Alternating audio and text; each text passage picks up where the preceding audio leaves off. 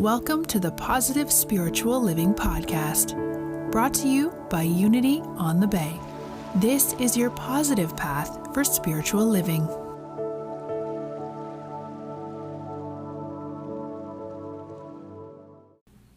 Speaking of dazzling, I want to talk about audacity. You know, this word audacity, as a quality, audacity is commonly considered an uncomplimentary trait. Have you noticed, things like, he had the audacity to cut to the front of the line, or she had the audacity to think she's more qualified than I am for that promotion? You've heard it. You might have said it a few times. And there's some common qualities of audacious people. They tend to be unconventional, non-conforming, provocative. These are words that really challenge us. And, unless you're really aware of it, you could look around this room and you can find some of those folks right here in this congregation.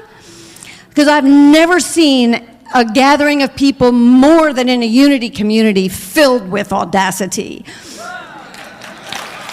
My favorite peoples.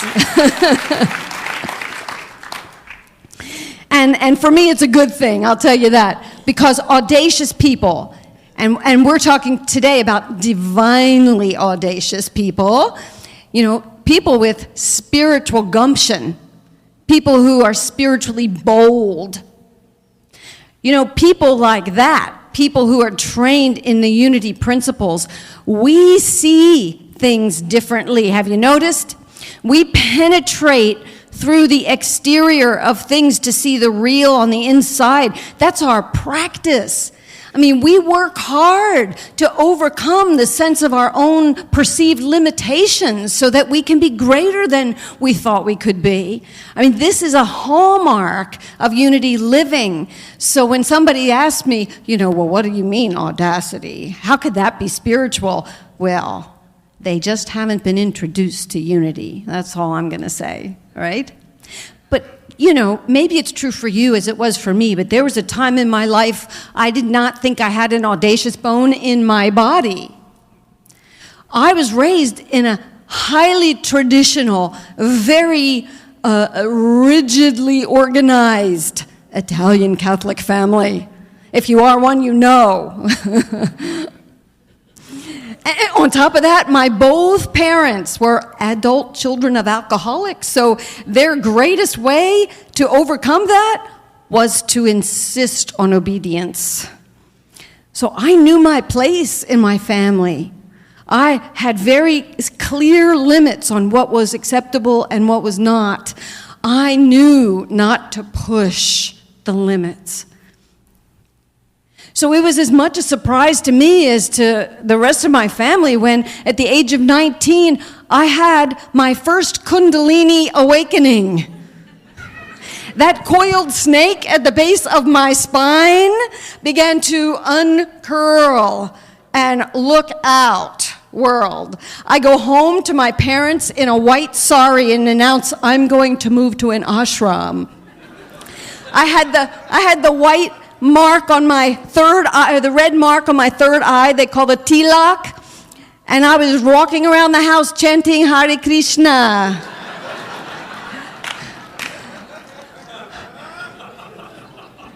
They didn't know what to think of me. But wait, 3 years later, I come home to announce, my family's very own version of Guess Who's Coming to Dinner? I announced my fiance, Martella-Whitsett, of African descent.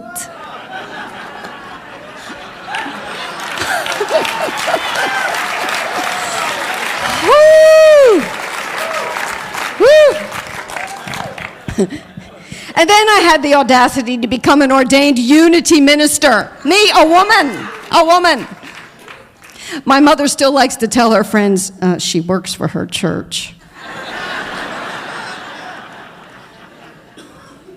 So I know a few things about Audacity, But I don't claim to have, figured that out for myself. I mean, life pushed me to this. I mean, I didn't have any thought about this. I didn't know what yoga was the first time I stepped into a class. You know what I mean? I didn't have any idea where my life was going, but I felt like life pressed me onward, forward, upward. I mean, that's what divine life does. That's what it does, right? And so, that's what all of our lives, that's what's happening is if you're feeling a divine discontent, there's a good reason for it. You're being pressed by life to go beyond the perceptions of your limits, right?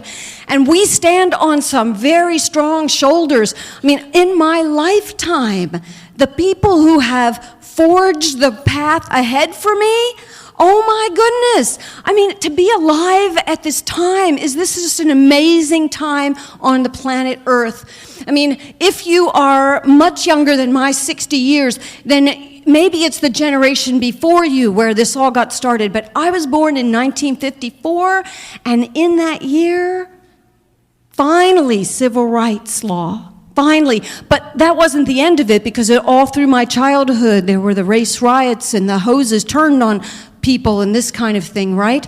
And I was watching Martin Luther King and Coretta Scott King and the whole troop that were pressing life forward for all of us in our country. I was alive during the time, and I was growing up in the time of feminism, where for the very first time, people like Betty Friedan and Gloria Steinem, I mean, they were making rapid change for women. You can't imagine if you're very young. You cannot imagine that when I was born, women could not be leaders. It was brand new, the thought that I could be a leader. And then, look where we are. Look what just happened here on Friday in the United States of America. Oh my goodness.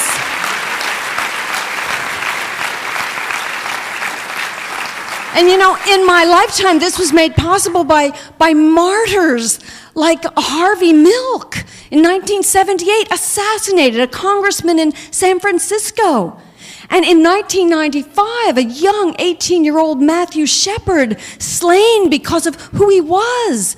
These guys, they didn't know they were being audacious. They were just trying to be who they were. They were who life was pushing them to be, you see. But here were all these couples in recent years, these couples that pressed us. They pressed the courts. They had the audacity to fulfill the song lyrics that who was the songwriter? Serena wrote. Don't walk away just because you heard no today. They kept pushing on and on and on. And pushiness is a hallmark of audacity. So let's get pushy. Let's get pushy.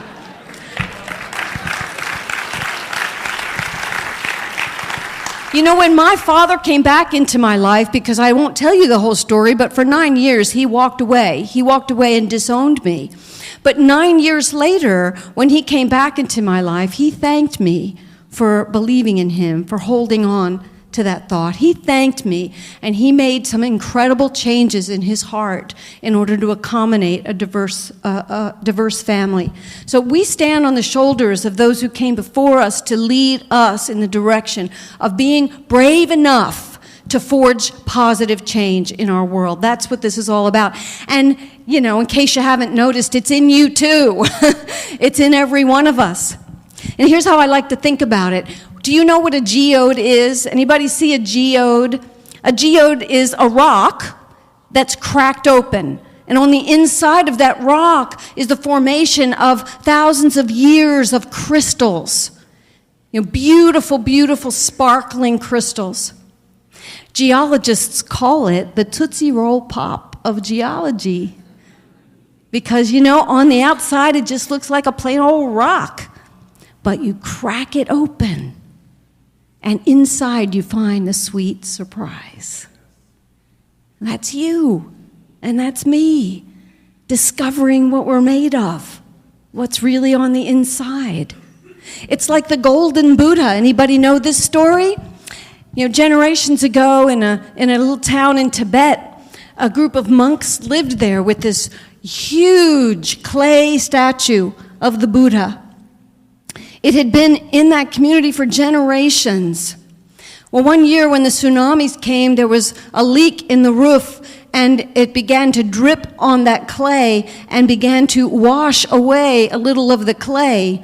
One of the brothers, concerned about its protection during the rains, came out with a flashlight at night, and when he turned the light on it, he saw the sparkling coming from the clay statue.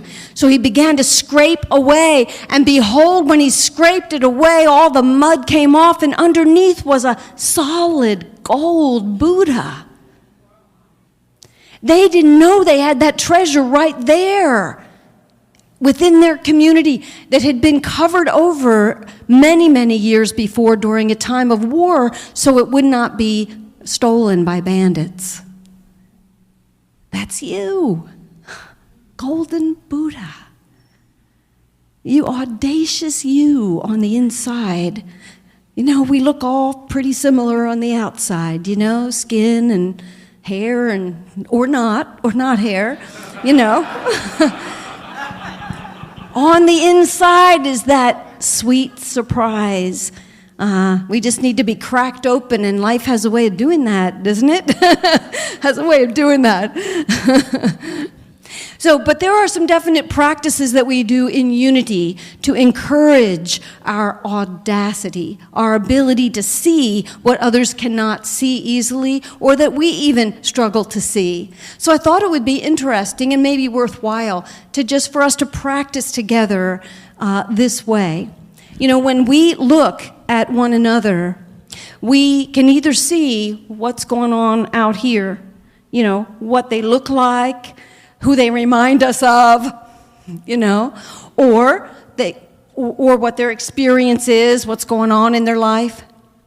Or we can turn our eyes to see the real, to sort of look on their inside and find the sweetness there, find the goodness there, find the audacious being that's there.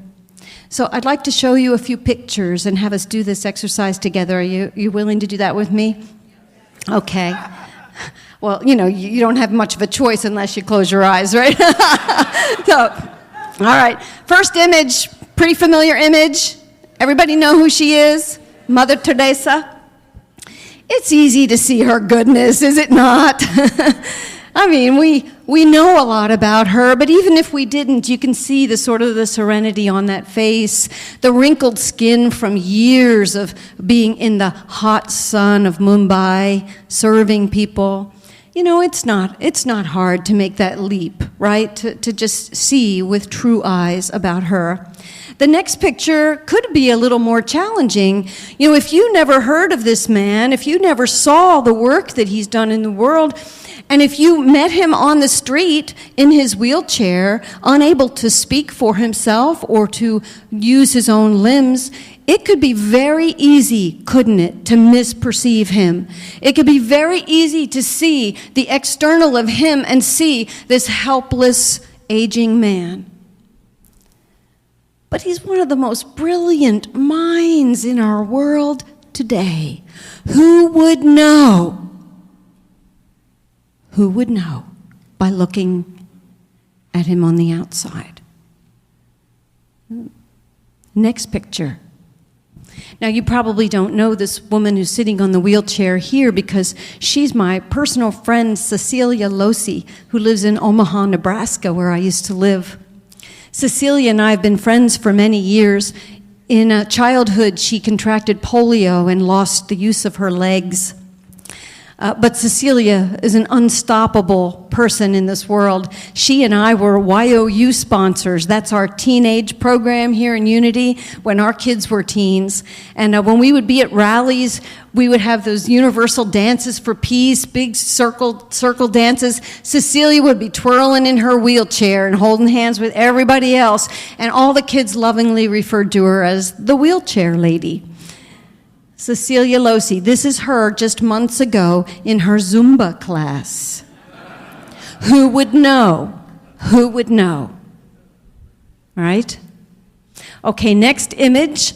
Maybe a familiar face if you watch Dancing with the Stars or some other talk shows where he's been featured. This is J.R. Martinez. As a young soldier, he was in a terrible explosion in Iraq. And this picture of him around 20 years, he was around 20 years old, maybe a few years older by then. He had already had 24 surgeries for this badly burned face. Now, because I live in San Antonio, there's a wonderful work being done there at the Center for the Intrepid, and this is where the most severely wounded warriors are rehabbing, you know. So it's very common on the streets of San Antonio to see people who look a lot like J.R. Martinez, or people in wheelchairs and in all kinds of periods of their own rehabilitation. But this man, you know, he decided he's not going to hide. He's not going to hide. He's going to be a voice for people who are recovering. He goes into that Center for Intrepid, and he encourages the young ones there that are just getting started on their healing journey. He's a voice for that, and he's a presence in the world that's declaring, I am unstoppable.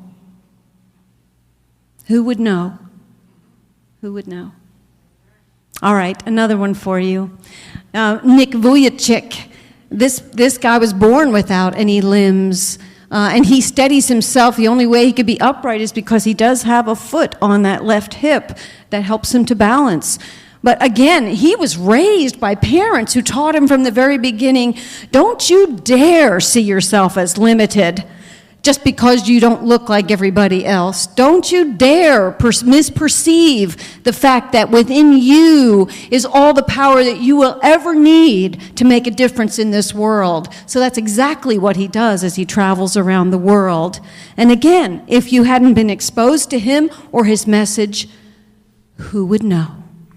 Who would know of this audacious being? And I have one more for you, and this is very personal to me.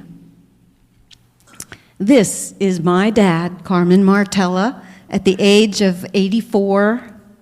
And that is his personal stained glass work. He's an artist that he built for the YMCA, where he does water exercises and has for the last 30 years.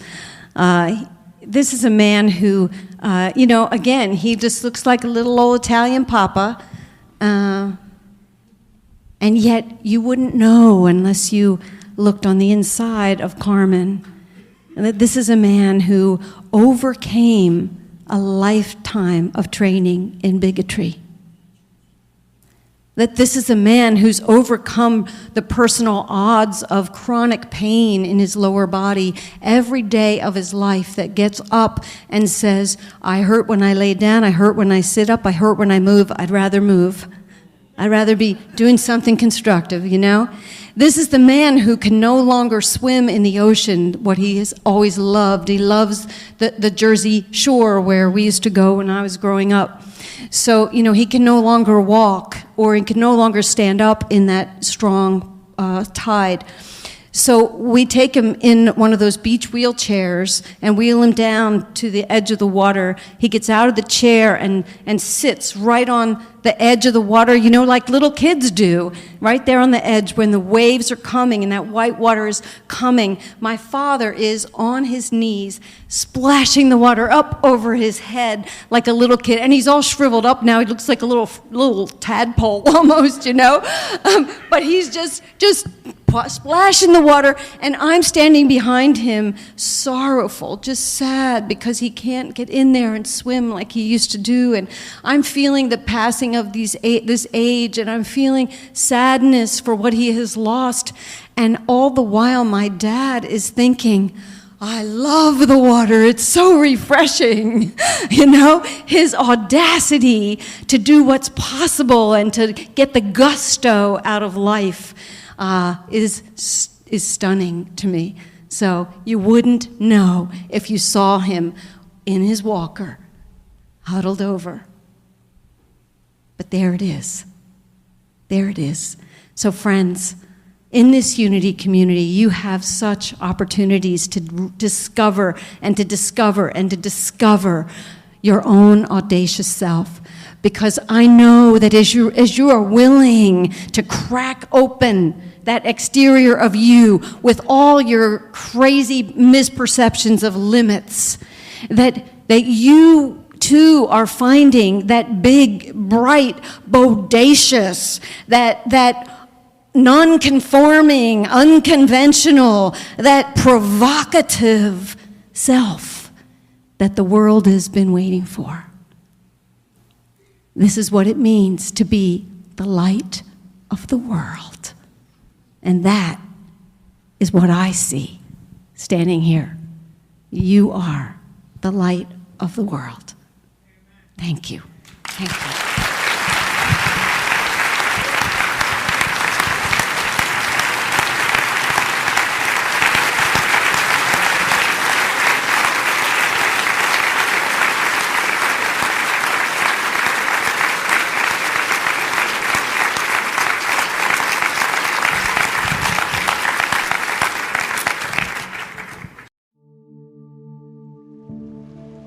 We hope you enjoyed this episode of the Positive Spiritual Living Podcast, brought to you by Unity on the Bay, a spiritual community located in Miami, Florida. Unity on the Bay is supported by the generosity of its community. If you'd like to make a donation or learn more about Unity on the Bay, please visit unityonthebay.org. You can also follow Unity on the Bay on Facebook, Instagram, and Twitter for even more positive spiritual inspiration. Until next time, thanks for listening and many blessings. Namaste.